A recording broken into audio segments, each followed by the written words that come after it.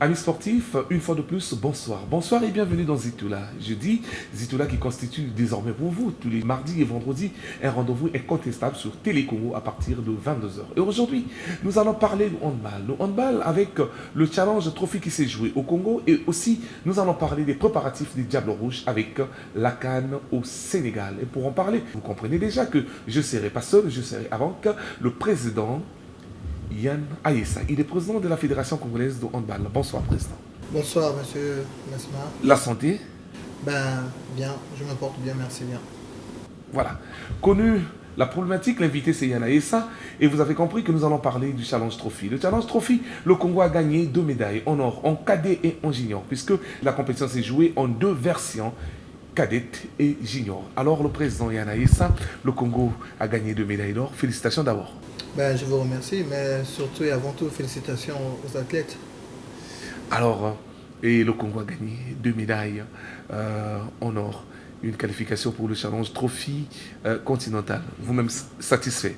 Oui, comment ne pas l'être. Les enfants nous ont honorés à domicile de gagner en cadet et en junior. Cela ne se fait pas tous les jours.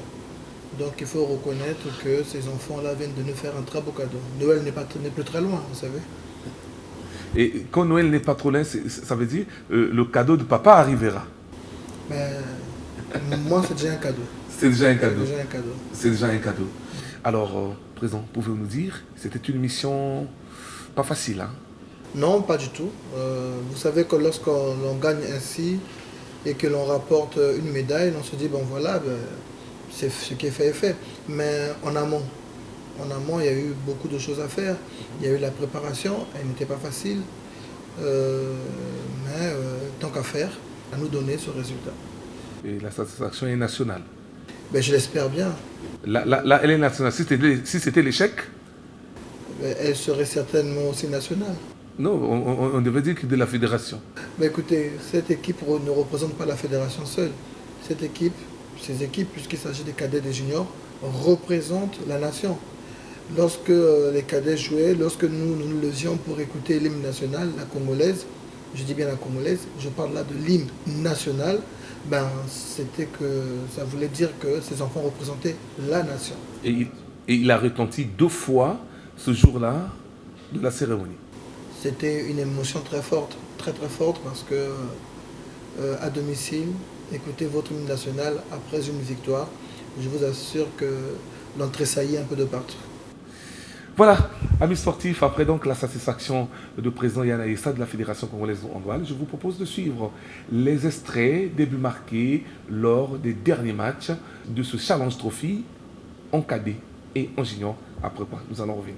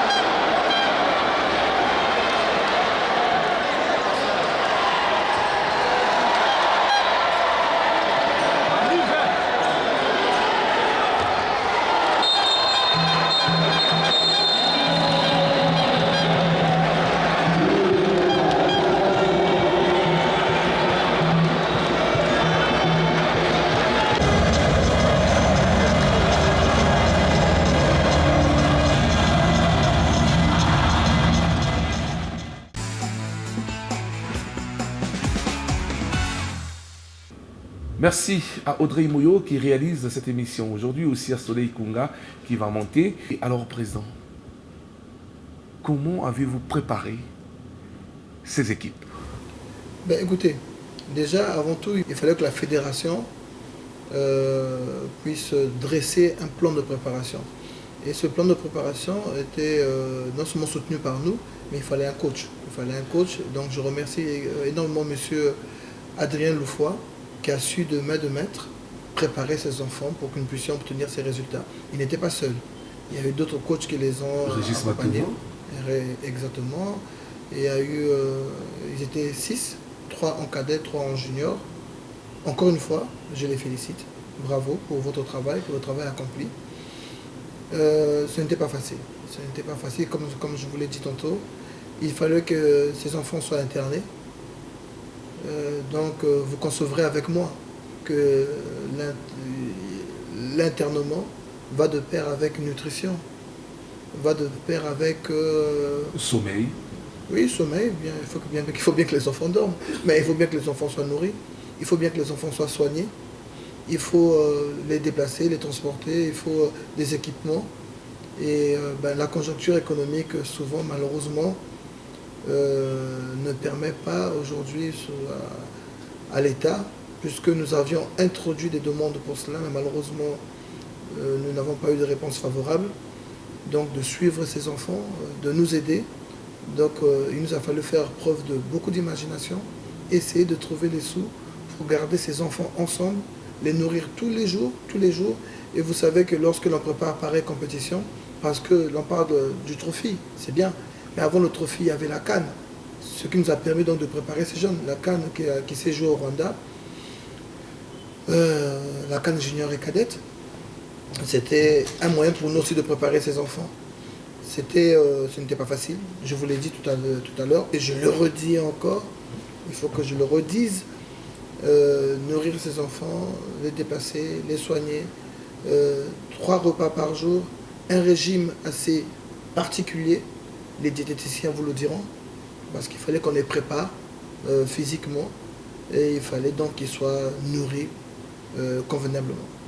Et la CAB et l'IHF ont envoyé des moyens. Écoutez, la CAB, je dirais l'IHF. L'IHF organise ce tournoi et nous, Congo, nous avons reçu ce tournoi. Mais recevoir ce tournoi nous demande de l'organiser également. Même si aujourd'hui les moyens sont venus de l'IHF, mais les moyens c'est quoi? C'est nous permettre de recevoir les équipes qui allaient arriver, les délégations. Il y en avait 4, puisqu'il y a eu 2 désistements. Il fallait donc les déplacer, il fallait organiser le tournoi. Et l'IHF, si je ne me trompe pas,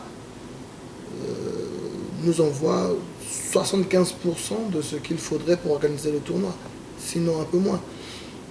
Maintenant, mais avec cela, il faut bien préparer les installations. Vous savez, notre gymnase Nicoloba, ce beau cadeau de la nation, ce beau cadeau du président de la République, parfois ne répond plus. Je ne dis pas qu'il ne répond plus parce qu'on ne peut pas l'utiliser, mais nous avons des marquoirs, vous le savez. Vous assistez au match, vous assistez aux différents championnats. Je vous ai vu la main à la pâte, voilà. 2-3 jours avant. Voilà. Ces marquoirs ne marchaient plus, nous en avons 2. Il faut de l'argent pour les réparer. C'est une technologie, je veux dire, aujourd'hui un peu chinoise. Et les pièces ne se trouvent pas toujours sur le marché. Et puis surtout les compétences aussi ne se trouvent pas sur le marché. Il a fallu que l'on se batte. Dieu merci, c'est un jeune Congolais qui nous a sorti ce pétrin. Mais avec cela, la climatisation, il fallait bien qu'on s'en occupe. La plomberie, il fallait bien qu'on s'en occupe. La réfection un peu de la surface de jeu, il fallait bien le faire. Et puis, c'est à l'IHF d'acheter les équipements de nos enfants. C'est à l'IHF de venir comme ça, je veux dire, pas rénover. Vous parlez des 2 équipes congolaises. Oui, je parle des 2 équipes congolaises. Il faut bien que les enfants soient habillés pour jouer. Ils ne viendront pas avec leur boubou de chez eux et leur mouchinabata. Non, il faut bien qu'ils aient des baskets. Bon, encore qu'ils se battent eux-mêmes, il faut bien qu'il y ait des maillots. Parce que c'est toute une nation que l'on représente. Toute une nation. Voilà, vous avez représenté toute une nation, bravo, vous avez gagné, vous avez dit merci aussi, c'est une chose. Alors, qu'est-ce que vous allez faire à ces enfants? Les laisser à la traîne, puisqu'au Congo, c'est ça, quand on gagne, on laisse. Hein. En 2007, on a gagné la CAN, on n'a vu personne vraiment évoluer. Vous savez, l'être humain, en tout cas moi, je parle de ma personne, devrait vivre aujourd'hui. Vous savez, on dit que parfois, les conséquences, c'est Dieu qui est mieux que les conseils. Moi, vous savez, j'aime le sport en général, j'aime le football et je suis au handball, que j'aime également, bien sûr, bien évidemment. Mais je me rappelle encore des juniors qui avaient gagné la CAN de football. Et quand on les a vus s'éparpiller et tout, l'on devrait normalement, après avoir gagné pareille compétition avec les juniors, hommes football, s'attendre à avoir aussi une bonne équipe en senior, puisque ces enfants, l'ordre naturel des choses voudrait qu'ils grandissent et qu'ils deviennent seniors. Et l'on l'a vu. Mais moi, je tire des leçons de pareils événements. C'est pourquoi nous allons nous battre. Nous ne cesserons pas de demander l'aide de l'État, bien évidemment.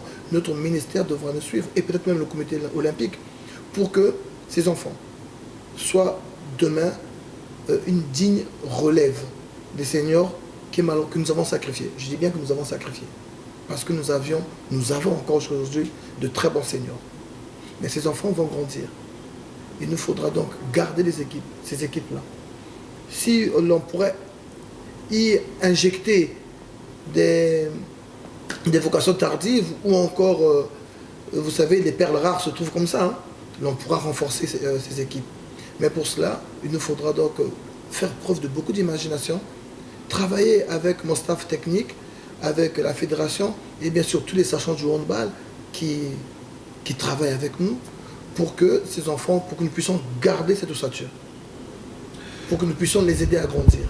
Oui, garder cette ossature, président Yanaïssa, sans langue de bois, on va vous poser une question que vous avez sacrifié le handball masculin.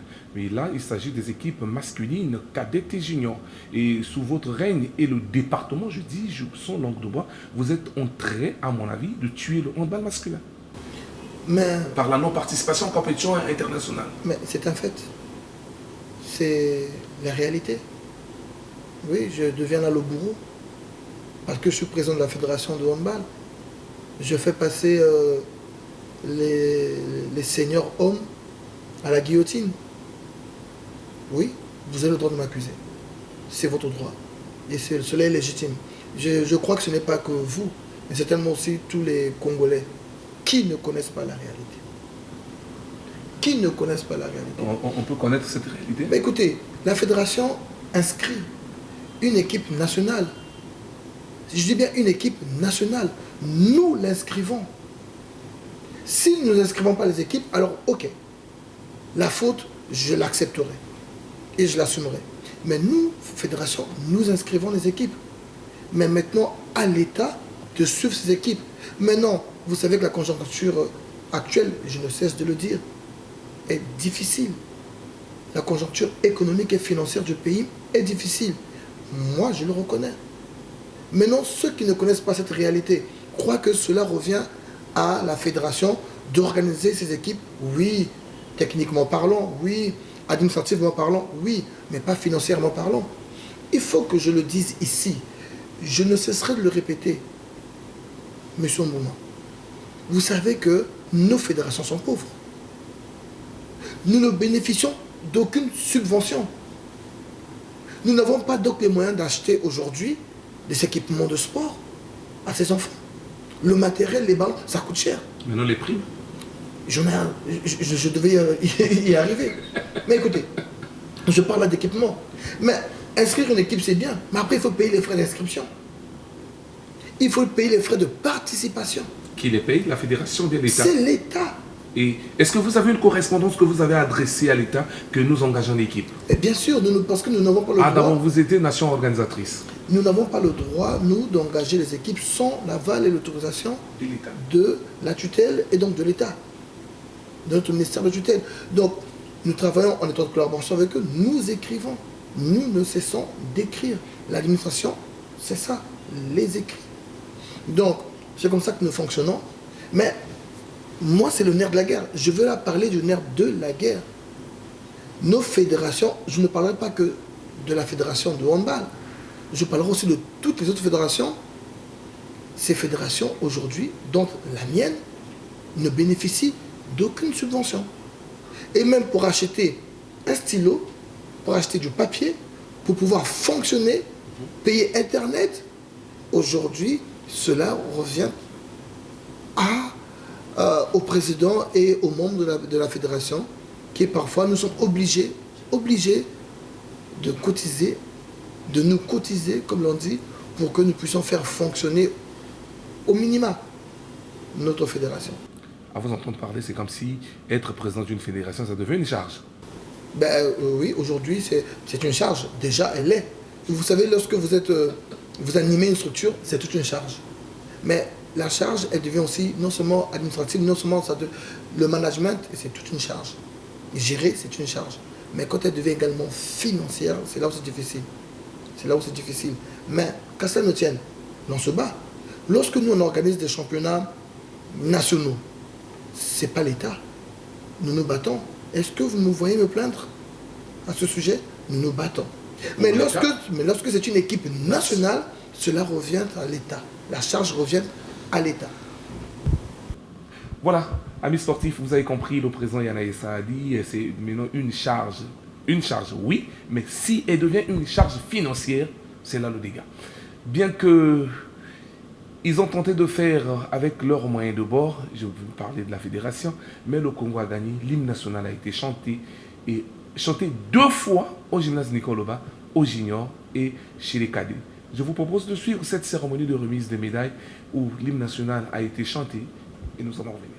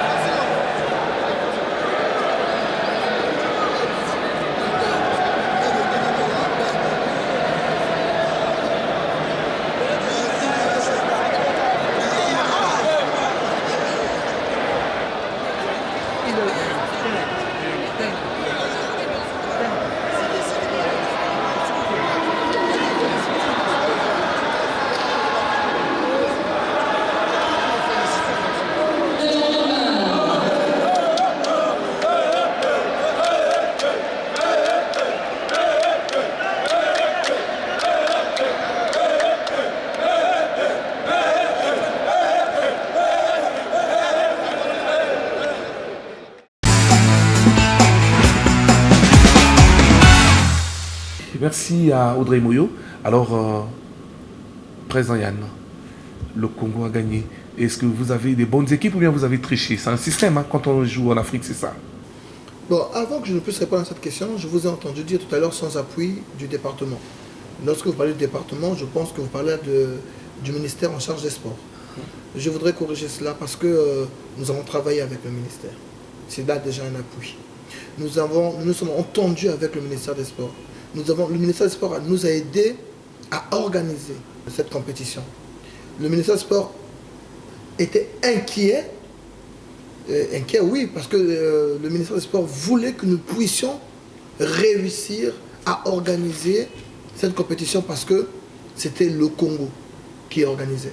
Pas seulement la fédération, mais le Congo. Donc l'appui était là. Malheureusement, comme je l'ai dit, le ministère a tout fait pour que nous puissions recevoir les moyens financiers. Malheureusement, ben, écoutez, c'est pas arrivé. On a été obligé donc de se battre avec les moyens de bord. Donc c'était pour corriger un peu ce que vous avez dit tout à l'heure.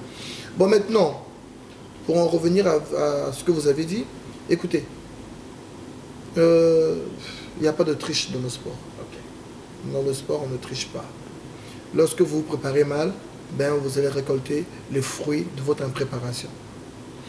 Lorsque vous comptez sur les fétiches, écoutez, j'ai l'âge que j'ai aujourd'hui, je n'ai jamais réellement pratiqué le handball si ce n'était à l'épaisse, et c'était au collège. Vous me donnez le meilleur des féticheurs aujourd'hui, je dis bien le meilleur de ce monde. Vous me donnez un ballon de handball, mettez-moi dans ce terrain-là, je pense que vous allez certainement uriner de rire, sinon pleurer de rire. Hein? Donc non. On ne triche pas dans le sport.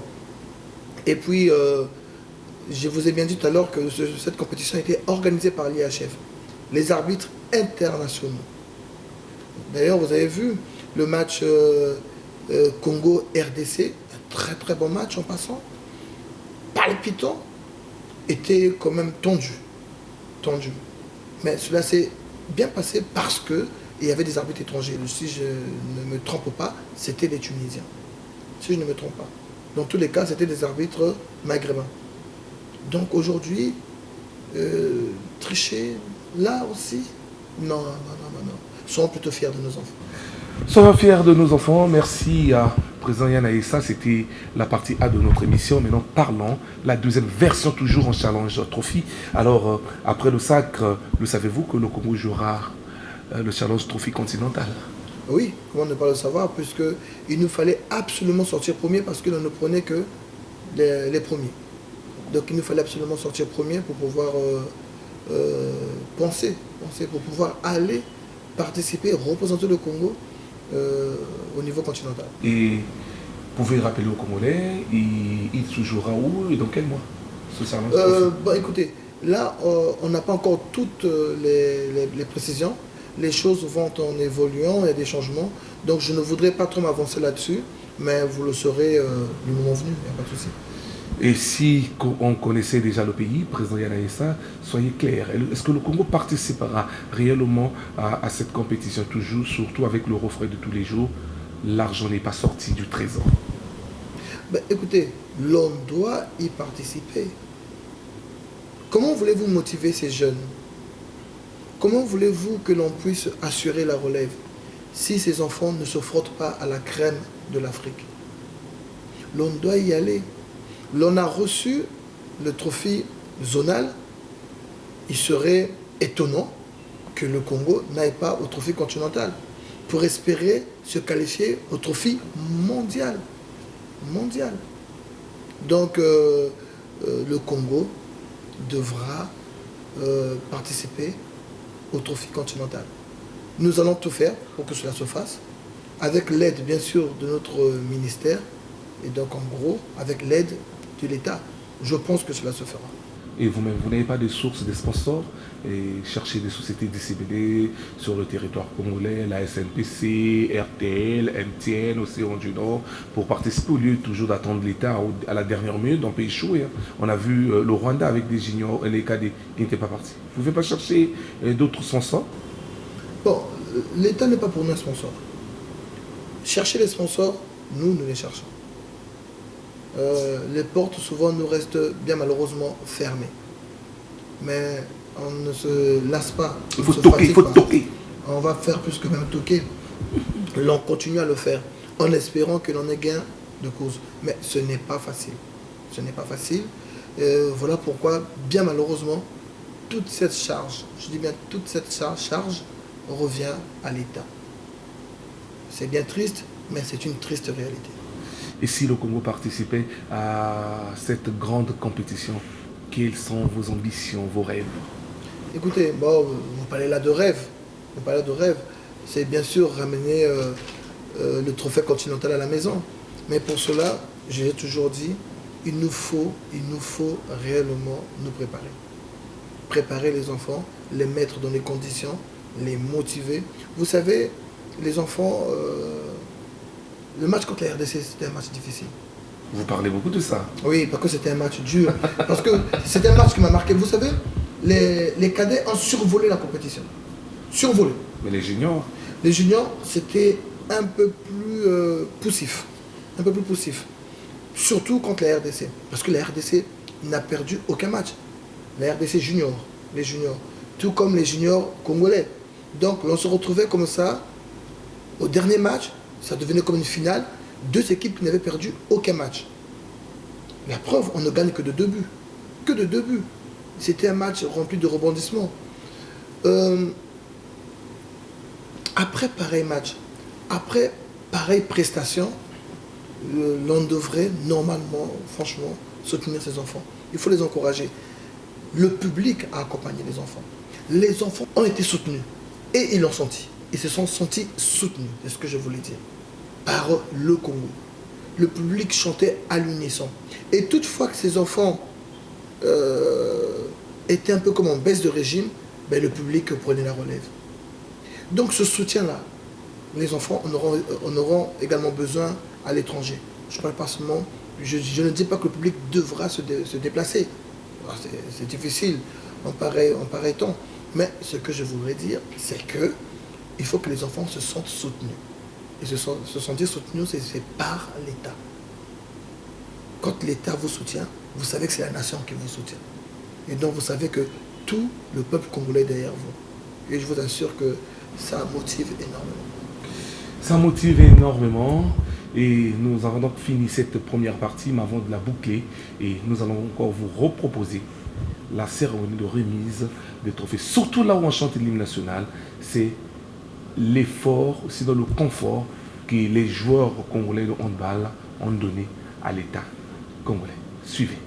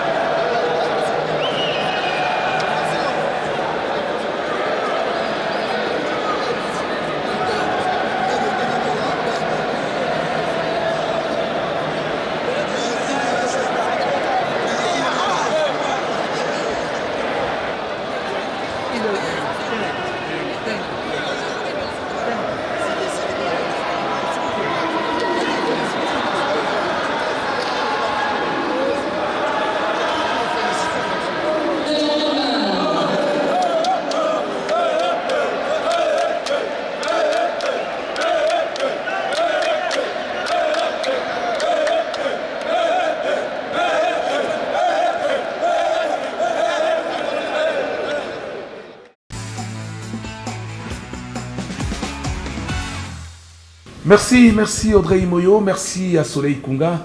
Alors, Président, nous allons parler deuxième partie de notre émission, c'est la Coupe d'Afrique des Nations de handball.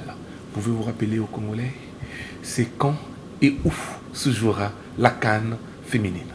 Ben, la CAN se jouera donc au Sénégal, à Dakar, et elle débutera donc le 9 novembre. Elle débutera le 9 novembre. Président Yanaïssa, quelles sont vos missions? Lors de la dernière CAN, nous avons atteint les demi-finales. Cette fois-ci, et nous n'avons pas malheureusement passé le cap des demi-finales. Nous partons là avec l'ambition de le faire. Donc arriver en demi-finale, et gagner notre demi-finale pour espérer arriver en finale. Mais comme je vous le dis, ça c'était nos prétentions. C'était nos prétentions il y a quelques mois. Parce que nous voulions préparer l'équipe pour cela. Mais malheureusement, je vais le dire, notre préparation a été un peu tronquée. Voilà, un peu tronqué, c'est la question que je voulais vous poser. Maintenant, tronqué, maintenant, où en sommes-nous maintenant avec cette équipe nationale? Ben, écoutez, maintenant, le ministère nous a accompagnés pour le dernier stage. Un stage qui sera difficile parce que malheureusement, c'est un stage maintenant de réglage. Le coach Younes va se charger, et son staff technique se chargeront donc de peaufiner les stratégies, d'affiner sa tactique et donc de faire les derniers réglages. Maintenant, moi j'ai foi en mes filles, j'ai foi en cette équipe. Je les appelle mes Amazones, ce sont des guerrières. Il suffit qu'on puisse leur donner les moyens de pouvoir compétir à armes égales avec les meilleurs d'Afrique. Et je suis sûr et certain qu'elles ramèneront un résultat satisfaisant. On nous parle au présent, Yann Aïssa, que l'équipe congolaise devait se retrouver du côté de la Turquie. Oui. C'est votre programme? C'était notre programme, c'était bien notre programme. L'équipe y est déjà. Il y a quelques choses qui sont encore absentes parce que elles doivent terminer leur championnat. Elles ont des matchs importants, mais elles vont vite rejoindre leurs sœurs pour donc continuer leur préparation en Turquie, là où elles livreront des matchs avec les équipes de D1 de la Turquie et surtout avec 2 matchs, si je ne me trompe pas, si ma mémoire est bonne, avec l'équipe nationale de la Turquie qui prépare, elle, la Coupe d'Europe. On dit à cette préparation aucun membre de la fédération. Oui, écoutez, les journalistes font bien leur travail parce que vous faites bien vos investigations. Dernièrement, il y a un de vos confrères qui m'avait posé cette question, je crois que c'est la Radio Congo. Je lui avais dit non, ça ne pourrait pas se faire ainsi, non, c'est pas possible. Et je m'étais même étonné de savoir là où il aurait pu avoir pareille information. Malheureusement pour moi, je me suis trompé. Effectivement, aucun membre de la fédération n'a pu faire le déplacement. Aucun membre de la fédération, par manque de moyens. Mais ne vous inquiétez pas, nous n'allons pas en Turquie, mais nous serons à Dakar avec les enfants. Mais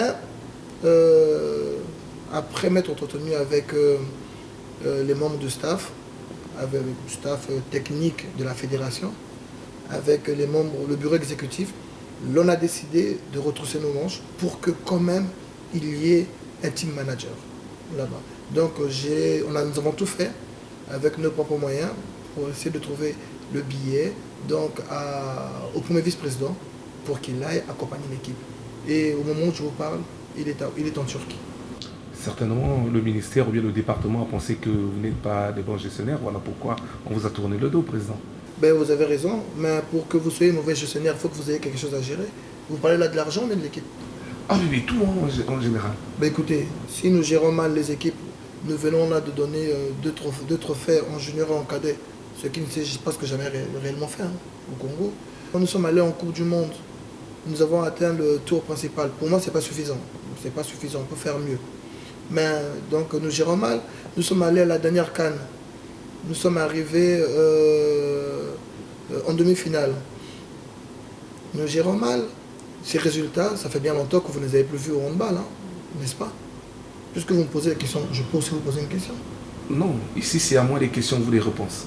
Écoutez, je trouve que c'est un peu déséquilibré. Vous me posez une question, je peux aussi vous la reposer. Non, mais je dis peut-être que vous êtes des mauvais gestionnaires, mais il n'y a pas de problème. Je pense avoir répondu à votre question. Merci. Alors, président, ensemble avec vous, nous allons... attendez, allez-y. J'ai parlé des équipes nationales, mais vous voyez la DGSP. La DGSP fait partie de la Fédération congolaise de handball. Regardez aujourd'hui les résultats que la DGSP nous apporte. Cela fait partie aujourd'hui de la JBCR de la Fédération. Gérons-nous mal, peuple congolais, nous qui apportons des résultats? Non, je ne pense pas. Cette question vient peut-être certainement, ou cette pensée de vous. Non, mais parce que voir une équipe nationale partir sans un membre de la gestion, C'est inadmissible.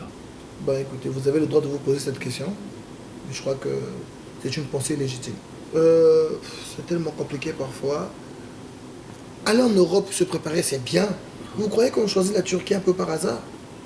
Dès que vous mettez les pieds, par exemple, dans des pays européens, ben, les athlètes ont tendance à prendre la poudre d'escampette. Qu'est-ce que l'on peut bien faire? Nous partons avec des athlètes pour nous préparer, pour préparer une équipe. Et si vous avez des personnes qui fuient, puisque c'est le terme qu'on utilise, donc vous allez non seulement perdre des joueuses pour l'équipe nationale, et en plus après, l'on vous accuse d'avoir peut-être favorisé la fuite de ces filles. Vous savez, c'est gênant. C'est gênant. Voilà pourquoi nous sommes maintenant obligés de choisir des pays où l'on se dit que la fuite serait plus difficile. Alors, Président, parlons calmement. Est-ce que dans vos sélections, ou bien dans votre sélection, il n'y a pas-t-il des joueurs qui sont arrivés par affinité? Écoutez, moi je ne mange pas de ce pain. Je ne mange pas de ce pain. Okay. Et là, je voudrais parler, peut-être l'expliquer à toutes les personnes qui pourraient croire le contraire. Nous avons un sélectionneur national, il est étranger. Il est payé par l'État congolais. Il doit faire son travail. Nous l'accompagnons dans son travail. C'est lui le sélectionneur. Nous pouvons lui donner des conseils. Mais nous l'obligerons jamais, jamais. Aucun joueur, ni aucune joueuse. D'ailleurs, et cela me plaît, il est d'un tempérament assez corsé. Je ne vois pas Younes accepter que moi, président de la fédération, parce que je suis président de la fédération, que je vienne lui dire je t'exige ou je t'impose tel joueur ou telle joueuse. Je ne le pense pas. Moi-même, personnellement, je ne mange pas de ce pain. Je l'ai dit ici, je ne ferai jamais ça. Maintenant, l'on peut conseiller. Mais j'avais donné un conseil à l'époque à M. Tadbi Younes, le sélectionneur. Lors d'une préparation, je lui ai dit, là tu es en phase de préparation, tu es étranger, tu ne connais pas toutes nos joueuses. Moi je pense que j'ai une joueuse d'avenir. Ngombele. Et je lui ai dit, est-ce que tu peux l'essayer? Il a dit, pourquoi pas, président? Bien sûr. J'ai dit, moi je vois qu'elle a de nombreux atouts, elle est grande, elle tire fort, il a une certaine intelligence de jeu. Est-ce que tu ne peux pas essayer de voir? Il a essayé, mais nombreux ont parlé ici, on dit oui, c'est peut-être parce que c'est une joueuse de l'Étoile du Congo, et que le président actuel de la fédération, moi, je suis un ancien président de l'Étoile du Congo, donc voilà, je veux peut-être placer une de mes joueuses. Après, elle a montré quoi, de quoi qu'elle était capable. Merci. On ne l'a pas imposé à l'équipe nationale. Nous avons demandé au coach d'essayer de voir avec elle si elle était capable de pouvoir intégrer les Diables Rouges. Mais elle a démontré. Et le coach m'avait dit, président, c'est une pépite. Cette fille est l'espoir du handball congolais de demain. Mais elle a fait ses preuves. Voilà. Nous avons conseillé une joueuse. Lorsque ça marche, c'est bien. Mais imposer une joueuse au sélectionneur national, non. Il fait son travail. Oui, il fait son travail, le coach. Alors, président, pouvez-vous nous parler aujourd'hui, calmement, de la situation des filles de la diaspora, parce que après les préparatifs ici, en partant, elles ont claqué la porte, ne plus revenir à cette équipe nationale, puisqu'elles ont vu de la merde. C'est le mot que j'utilise, de la merde. C'est un bien gros mot. Ben, écoutez, non, elles n'avaient pas claqué la porte. Elles étaient fâchées. Elles étaient fâchées et elles avaient raison. Vous savez, aujourd'hui, les sports, les disciplines qui apportent des trophées aujourd'hui ne sont pas très nombreuses au Congo. Il y a le karaté, il y a le handball, pas beaucoup. Je ne citerai pas, je n'ai pas envie de me tromper, il y en a d'autres. Mais aujourd'hui, c'est principalement le handball, le karaté. Je sais qu'il y en a aussi d'autres. Et elles se comparent souvent au football ou aux footballeurs. Elles se disent, nous avons vu, nous voyons d'autres fédérations envoyer leurs équipes ou bien leurs athlètes en préparation à tel endroit. Donc les primes sont payées rubis sur ongle. Parce que dès que les footballeurs ne touchent pas leur prime, dès qu'ils s'agitent, dès qu'ils éternuent un peu, ici on tousse. Hein. Et donc on est obligé parfois de tout faire pour qu'ils aient leur prime. Mais les filles arrivent ici en préparation. Déjà la préparation ne devait pas avoir lieu au Congo. Elles sont un peu déçues. Pas parce qu'elles ne veulent pas voir le Congo, elles aiment bien le Congo. Le problème c'est qu'elles voulaient livrer des matchs avec des équipes dignes de ce nom. Se frotter au meilleur pour essayer de voir là où elles en sont. En Angola.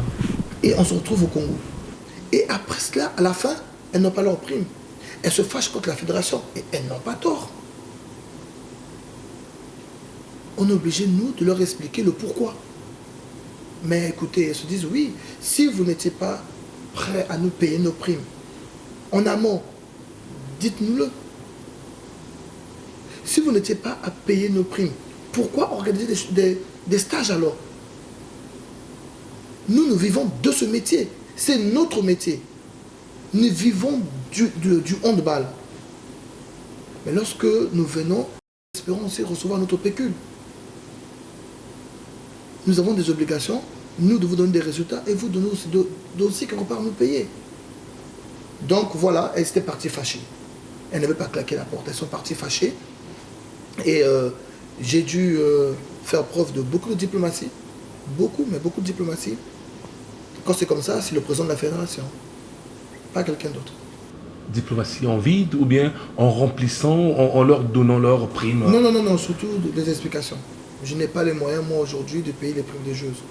Mais de leur expliquer que, voilà, il y a eu un couac ici, il y a eu un petit problème là, mais ça sera réglé. La preuve, cela a été payé partiellement. Je dis partiellement parce qu'il y a encore certaines filles qui n'ont pas encore reçu leur prime. Donc vous êtes redevable des joueuses de la diaspora? Je suis une fédération congolaise, sur le Congo qui doit, donc oui, nous sommes redevables. Vous êtes redevable. Alors, Président, l'entrons vers la fin de notre émission et le programme avant d'y arriver au Sénégal.